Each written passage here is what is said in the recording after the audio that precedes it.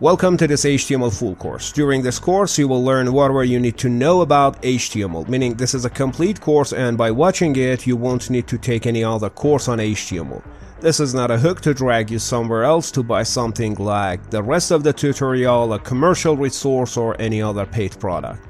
This is an all-in-one HTML full course that will teach you everything about HTML for free, and by watching it, you'll have a comprehensive knowledge about this markup language. During the course, I'll describe everything from scratch. You won't need to have any prior knowledge in programming or even computer usage.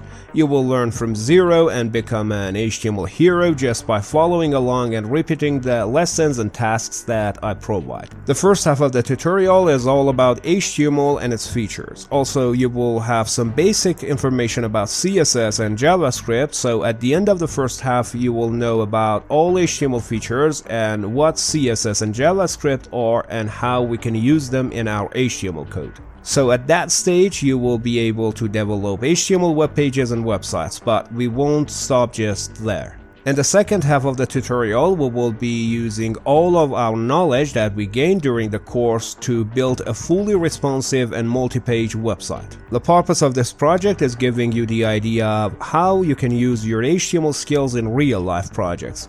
Many programmers who know a programming language are not still able to use those skills to build a real project.